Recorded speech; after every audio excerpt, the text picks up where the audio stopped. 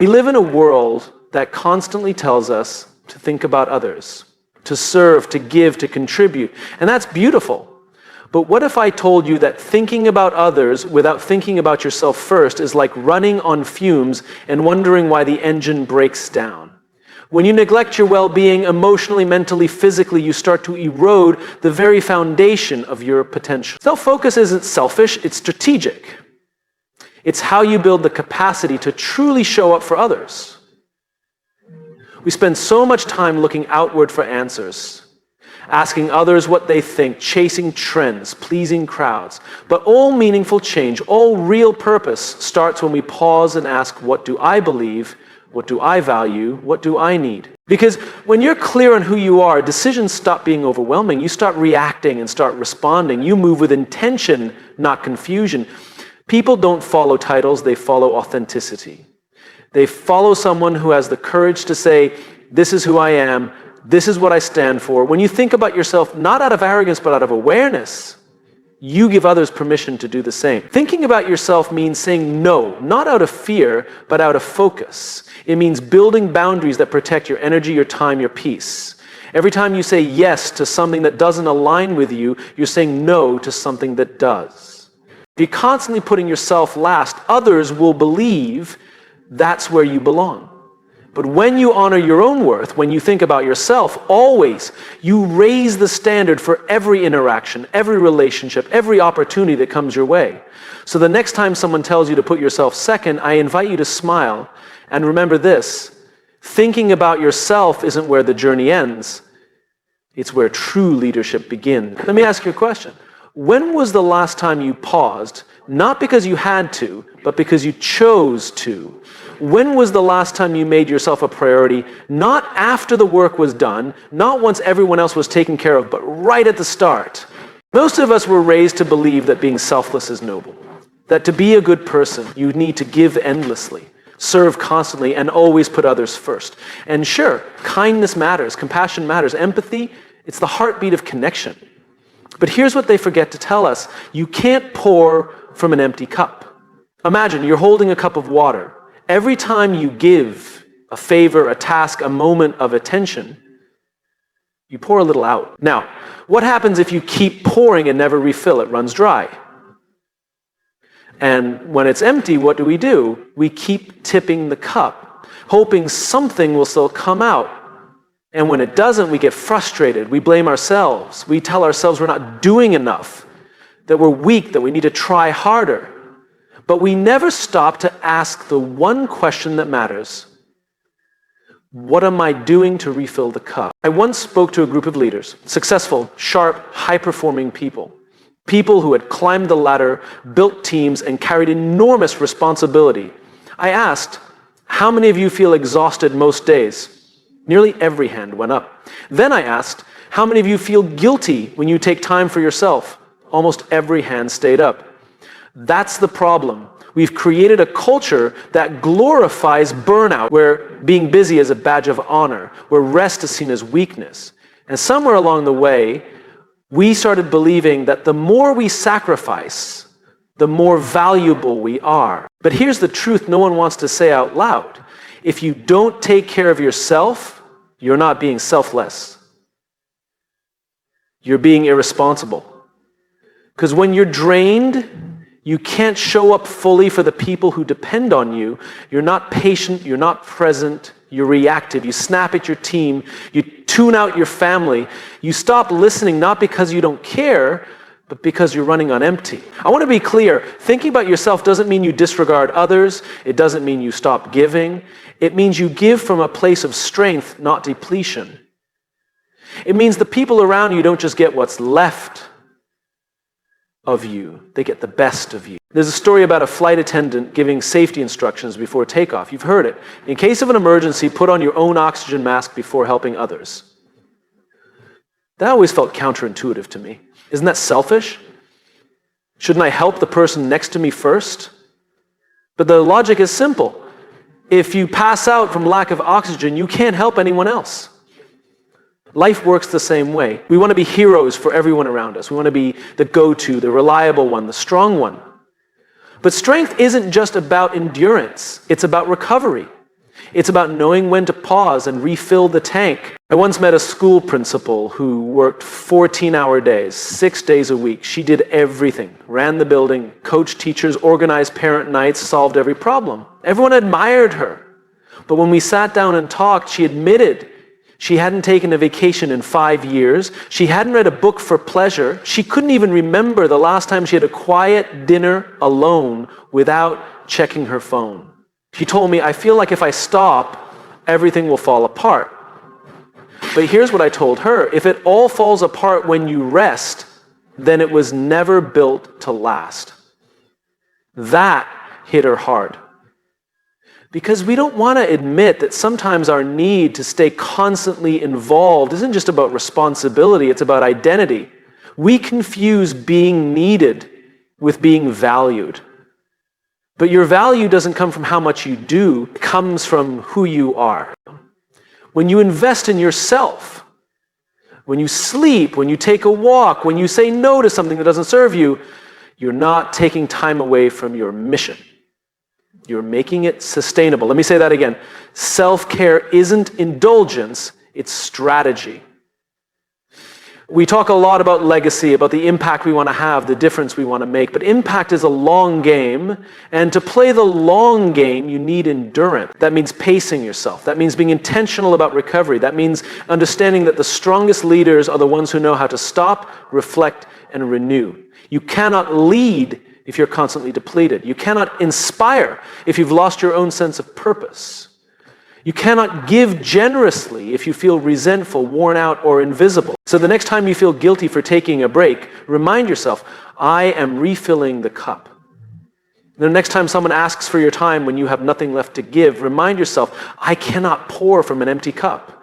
And the next time you feel torn between helping someone and taking care of yourself, remember that the best help you can offer anyone is to show up whole, not hollow. Thinking about yourself always doesn't mean thinking only about yourself. Your priority should be yourself, not your home. It means recognizing that you are the foundation for everything you build, everything you lead, everything you give. And if the foundation cracks, the whole thing collapses. So start with the cup, fill it, protect it, honor it, not just for you, but for everyone who drinks from it. We live in a world filled with noise, social media, opinions, expectations, deadlines, all shouting at us at the same time. We're constantly surrounded by what other people think we should be, what we should achieve, how fast we should be moving, what success looks like. And in that noise, it becomes easy, too easy, to lose ourselves, to start chasing things that don't belong to us, to follow paths that were never meant for us, to build lives that look great from the outside but feel empty on the inside. And we wonder why we feel stuck, why we feel tired, unmotivated, confused. We ask ourselves, why doesn't this feel right? Why am I doing everything right and still feel like something is missing? The truth is simple, even if it's not easy to face. We're trying to find clarity outside of ourselves when clarity has always been something we need to create within. Every choice you make, every direction you take should begin from a deep understanding of who you are, not who others expect you to be, not who your parents wanted, not who your peers applaud, not who your followers click for. You. And yet most people don't start there. They start by asking, what should I do, instead of who am I? That's backwards. You see, people often ask the wrong question. They ask, what's the right decision? Or what's the best next move? But without clarity of self, no answer will ever satisfy. Because you can't measure the rightness of a decision without knowing what you value, what you stand for, and what matters most to you. Without clarity, we make decisions based on urgency, not meaning. We react instead of respond. We compare instead of reflect. And we end up in careers, relationships, and lives that feel off. And we can't even explain why. I once spoke with a young entrepreneur who had built $1 million business in 3 years. On paper, he was successful. In person, he was miserable. He said to me, I wake up every morning and feel like I'm building something I don't even believe in. When I asked him why he started, he said, because everyone around me said it was a smart opportunity. And it was, just not for him. That's what happens when we build from the outside in instead of the inside out. We construct lives based on logic and leave out the layer that matters most: belief. Clarity isn't a product of thinking harder. It's the result of listening better, and not to everyone else, to yourself. It comes when you slow down long enough to hear what your gut has been trying to say. It comes when you stop outsourcing your direction and start owning your truth. It comes when you ask yourself hard questions and wait long enough to hear the honest answers. Questions like, what makes me feel alive? What values do I refuse to compromise on? What kind of impact do I want to have? And why? What kind of person do I want to be when no one's watching? These are not questions you answer once. These are questions you live in. You revisit them again and again because you evolve. And so will your clarity. But most people don't take the time to sit with these questions. They're too busy running, reacting, proving, performing. And eventually they crash. Not because they weren't strong enough, but because they were running in the wrong direction for too long. Clarity saves you from that. When you know who you are, you don't need everyone to agree with you. You don't need to convince people to like you. You don't need to keep up with the noise. You move differently. You make choices with intention. You say no without guilt. You say yes without fear. Because you're not guessing anymore. You're grounded. And people notice that. Clarity is magnetic. It draws people in. It inspires trust. Because when someone knows who they are and what they believe, they become a lighthouse. Steady, strong, not swayed by the waves. That's what people want to follow. Not perfection, not performance, but truth. There's power in saying, this is who I am, this is what I value, this is what I'm working toward, not because you have all the answers, but because you know where the answers need to come from, and they come from within. I once asked a group of college students what they wanted to do after graduation. The most common answer? I don't know. Whatever gets me a good job. That's not clarity. That's survival. That's fear talking. And it's not enough, because if your only compass is survival, you'll end up in places that pay well but drain your soul. And eventually you'll wake up with everything you thought you wanted and realize you never asked yourself why you wanted it in the first place. So I challenge you. Take the time to define your own success. Name your values, write your own mission statement, not for your business, but for your life. What do you stand for? What are you willing to struggle for? What hill are you willing to die on, even if no one else sees it? Because once you're clear on those things, life doesn't get easier, but it does get lighter. You stop carrying the weight of everyone else's expectations. You stop living someone else's story. You find your voice. You find your rhythm. You start living a life that's yours, not rented, not borrowed, not inherited, yours. And that kind of clarity, it changes everything. It doesn't shout. It doesn't need to, it moves quietly, confidently forward. So if you're feeling lost, confused, or stuck, don't look outward. Don't scroll faster. Don't ask louder. Don't compare harder. Instead, go inward. Get quiet. Ask better questions. Listen deeper. Because the answers you're looking for, they've always been there. They're not out in the noise, they're not in the crowd, they're inside you, waiting, and the moment you start listening is the moment you start living on purpose. Leadership isn't a title, it's not a role you're assigned or a position you're promoted into. Leadership is something deeper, something far more human. It's not about power, it's about presence. It's not about control, it's about clarity. And the most powerful form of leadership, the kind that moves people, builds trust, and sparks change, doesn't come from having all the answers. It comes from knowing who you are. People don't follow people who pretend to be perfect. They follow people who are real, who are consistent, who are grounded. Because in a world full of noise, contradiction, and posturing, clarity is rare. And we're drawn to it. There's something magnetic about someone who knows what they believe, what they stand for, and how they want to live, not because they force their beliefs on others, but because they embody them. We've all worked with people who had the title but lacked the presence. People who gave orders but never inspired, who demanded results but couldn't explain why the work mattered. And we've also met people, sometimes quiet, sometimes behind the scenes, who didn't need a stage to lead. They led by example. They led by alignment. They led because their actions matched their values, and people trusted them even when they didn't agree. That trust, it's not created by charisma, it's created by self-awareness. When you truly know yourself, your strengths, your blind spots, your values, your motivations, you stop leading from ego and start leading from integrity. You no longer need to prove yourself. You're not performing. You're not trying to win approval. You're simply showing up as who you are, and that is enough. I once met a manager who said to me, I feel like I have to wear a different mask for every meeting, one for the executives, one for the team, one for clients. He was exhausted, not because the work was too hard, but because the performance was. He had spent so long trying to be what he thought everyone else wanted that he had no idea who he was anymore. That's not leadership, that's survival.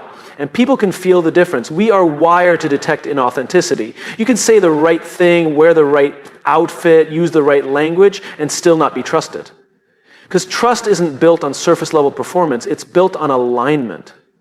And alignment only happens when your words, your actions, and your values are all coming from the same place. That place is you. But you can't lead from yourself if you don't know yourself. That's why self-awareness is not just a personal strength, it's a leadership necessity. Knowing your triggers, your patterns, your story, all of it matters.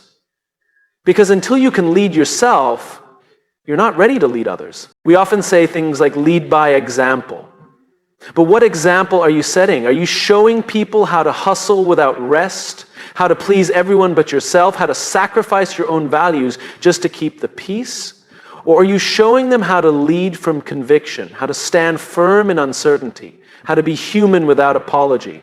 When you know yourself, you don't need to dominate a room. Your clarity speaks for you. You become the kind of person who says, this is who I am, this is what I believe, and this is how I operate. And because people can see that you're not playing a role, you're living the truth, they start to believe in you. I remember watching a leader address his team during a crisis. Everyone was anxious. People wanted quick answers, a plan, a promise that everything would be okay. But instead of giving a perfectly polished speech, he stood up and said, I don't have all the answers yet. But here's what I do know. I will lead this team with honesty. I will not pretend to know what I don't. And I will fight for what I believe is right, even when it's hard. There was no script, no buzzwords, just honesty. And the entire room shifted. That's what real leadership looks like. It's not about knowing everything. It's about being someone worth following because you're steady, not because you're flawless. Because you've done the work to understand who you are and you live that understanding in real time. Self. Acknowledge also allows you to hold space for others. When you know your own biases, you don't project them onto your team. When you know your own fears, you don't lead from insecurity. When you know your own values, you create cultures that reflect something deeper than results. You create cultures of trust, of safety, of purpose. That's how movements begin. People don't join movements because of strategy. They join because they feel something. And what they feel is someone who knows themselves so clearly, so deeply, that it awakens something inside of them. That kind of clarity is contagious. It gives people permission to ask, what do I believe? Who do I want to become? How do I want to show up? And that's the true gift of leadership. Not just getting people to follow, but helping them find the courage to lead themselves. But you can't offer that gift if you haven't first claimed it for yourself. So don't start with a vision board. Don't start with quarterly goals. Start by looking in the mirror. Ask yourself the hard questions. What am I avoiding? What patterns do I keep repeating? What do I believe when no one's listening? What kind of leader would I follow? And am I becoming that person? It's not always comfortable. Self-discovery never is, but it is always worth it. Because when you know yourself, you stop chasing approval and start attracting alignment. You stop performing and start embodying. You stop wondering if you're good enough and start leading from a place of quiet confidence that says, I know who I am. And that is the foundation for everything I build. That's when people follow. Not because you ask them to, not because you impress them, but because your presence made them feel something rare. Certainty, honesty, integrity, and in a world full of noise, that is something worth following. There's this subtle pressure that many of us carry, the idea that to be a good person, a good leader, a good friend, you have to be available to everyone at all times, always on, always giving, always saying yes. We treat energy like it's an infinite resource. Like we can keep pouring and pouring and pouring, and somehow there will always be more. But here's the truth. Your energy is one of your most valuable assets. And if you don't learn to protect it, the world will drain it without hesitation. Protecting your energy is not selfish. It's not rude. It's not something to apologize for. It's strategic. It's wise. It's how you ensure that you can keep showing up in the ways that actually matter. Because when you give your energy away indiscriminately, you end up exhausted, resentful, and disconnected from your purpose. And we've all been there. You say yes to something out of guilt, and then you spend the whole time wishing you had it. You take the phone call when you're already mentally drained. You answer the email late at night because you're worried about how it'll look if you don't. You go to the event because you don't want to disappoint someone, even though every fiber of your body is telling you to rest. And then we wonder why we feel burned out, why we lose enthusiasm for the things we used to love, why our creativity fades, why we feel overwhelmed even when nothing's technically wrong. It's because we've handed out pieces of ourselves without checking what we have left, not realizing that every yes is a trade. Every yes to something out there is a no to something in here, to peace, to rest, to reflection, to alignment. You wouldn't leave your front door open and let anyone just walk in and take what they want. So why do we do that with our energy? The people who are most effective, the ones who lead with impact and live with purpose, aren't the ones who give their energy to everything. They're the ones who give it to the right things. They're intentional, selective. They know what drains them and what fuels them. They don't confuse being accessible with being generous. And they've learned to say no, not out of arrogance, but out of alignment. I once met a CEO who was known for being one of the most available, involved leaders in her industry. Her calendar was always full, her phone never stopped, people praised her dedication, but behind closed doors, she told me she felt hollow. Like she was always performing, but never present. Like she was trying to be everything to everyone, and in the process, had forgotten who she was.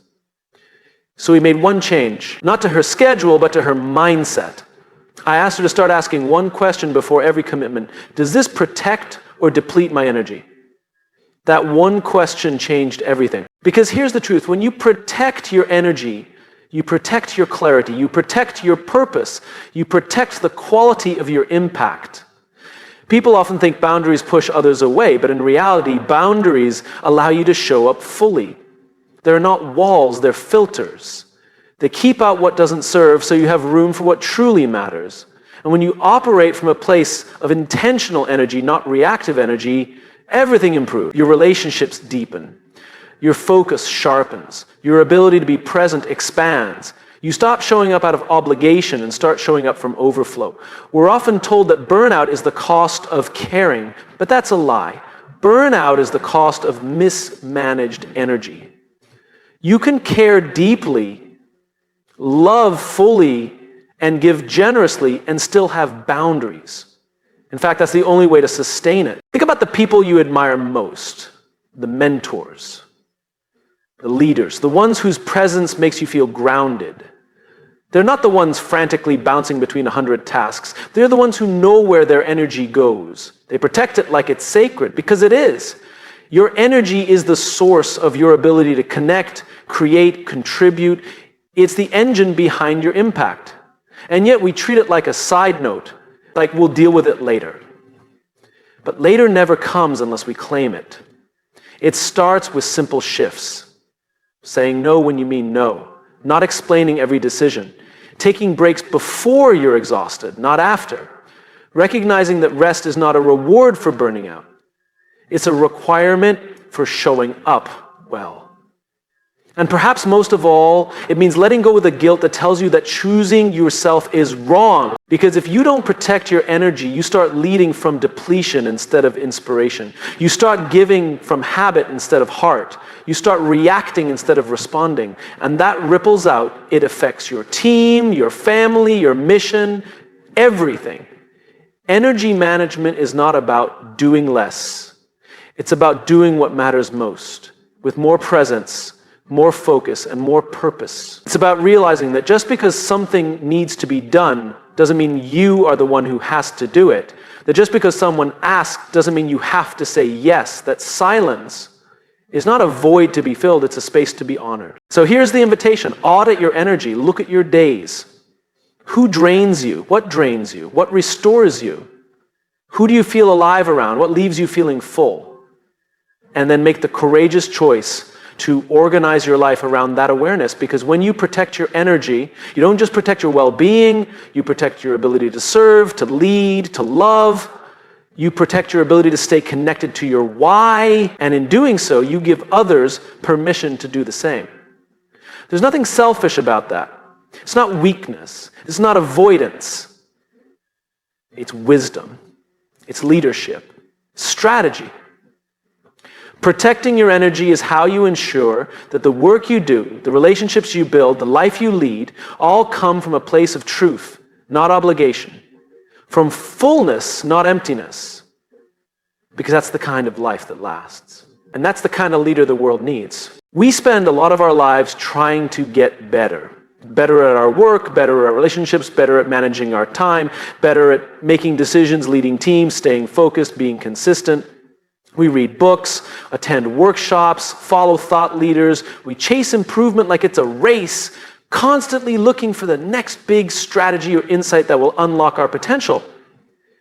But the truth is, growth doesn't start with doing more. It doesn't start with adding tools to your toolbox or adding hours to your schedule. Real growth, the kind that changes who you are, not just what you do, always starts in the same place, with self-reflection. The hardest part of becoming who you're meant to be isn't learning something new. It's being honest about where you are now. Self-reflection isn't about judgment. It's not about tearing yourself apart or obsessing over your mistakes. It's about awareness. It's about taking a step back and asking the kind of questions that don't always have easy answers. Who am I right now? What's working? What's not? What am I avoiding? What am I pretending not to know? The reason so many people stay stuck in patterns, in relationships, in mindsets is not because they're not trying hard enough. It's because they've never stopped long enough to understand why they're doing what they're doing. They're solving the wrong problems, chasing the wrong goals, fixing symptoms instead of causes. You can set goals all day long, but if you don't understand what's driving your behavior, you're just spinning your wheels. You can push yourself to work harder, but if you're working from insecurity, from fear, from the need to prove your worth, no amount of achievement will ever be enough. Because you're not addressing the root, you're decorating the surface. That's why self-reflection is not a soft skill. It's not a luxury. It's not something you do when you have free time. It's a discipline, a habit, a commitment to honesty. It's the willingness to sit with yourself without distraction and look at what's really going on, and it's uncomfortable because it's real. I once worked with a high-performing executive who was on the verge of burnout. On paper, he was thriving. Promotions, accolades, influence, but he felt empty, unfulfilled, tired. He thought the problem was time management. So he hired a coach, read productivity books, optimized his calendar, but nothing changed. Because time wasn't the issue. Purpose was. He was chasing success that looked good but didn't feel right. And he never would have seen it if he hadn't stopped long enough to ask, why am I really doing this? That's what self-reflection does. It creates space between the noise and your truth. It helps you distinguish between what you could do and what you're called to do. It brings your actions back into alignment with your values, not just your ambitions. And when you live from alignment, you lead from alignment. Self-reflection makes you a better leader because it keeps you grounded. It keeps you honest. It helps you course correct before things fall apart. You start to notice when you're reacting instead of responding, when you're compromising your standards, when your communication is off, when your energy is low. It turns your internal compass back on. But more than that, self-reflection builds trust with yourself and with others. When people see that you're willing to look in the mirror, to own your part, to admit when you've gone off track, they respect you more, not less. Because vulnerability isn't weakness, it's clarity. And clarity builds connection. It reminds people that you're not perfect, but you're present, you're paying attention, you're growing. We live in a culture obsessed with speed. Keep going, keep pushing, keep producing. We're told that slowing down is falling behind. But the irony is, when you never slow down, you lose sight of where you're going. You start running fast in the wrong direction. You say yes to things that don't align. You keep people in your life who drain you. You miss the subtle signs that something needs to shift until it's too late. Self-reflection gives you back your perspective. It's the pause that reveals the pattern. It's the question that redirects the course. It's the insight that leads to change, not because someone told you to change, but because you saw it for yourself. And that kind of growth sticks. Because when change comes from the inside out, it's sustainable. It's not about forcing a new behavior, it's about becoming a new version of yourself. One decision, one insight, one honest moment at a time. You don't have to reflect for hours. You don't need a perfect journal or a quiet mountain retreat. Start with 5 minutes. Start with one question at the end of your day. What did I learn about myself today? What felt good? What felt off? Where did I lead well? Where did I react out of fear? What would I do differently tomorrow? These questions aren't just helpful, they're transformative. Because the more you reflect, the more you understand yourself. And the more you understand yourself, the better choices you make. Not just for you, but for the people who count on you, the people you serve, the mission you're building. Every breakthrough starts with awareness. Every pivot starts with a pause. Every true leader starts with the courage to look inward, even when it's messy, even when it's hard, even when no one else is watching. So if you want to grow, stop trying to be more and start trying to see more. More of who you are, more of how you move through the world, more of what actually matters. Because the journey to becoming your best self doesn't begin with reaching for the next level. It begins by standing still, just long enough to see where you are, how you got here, and where your heart is asking you to go next. And when you learn to listen, everything changes.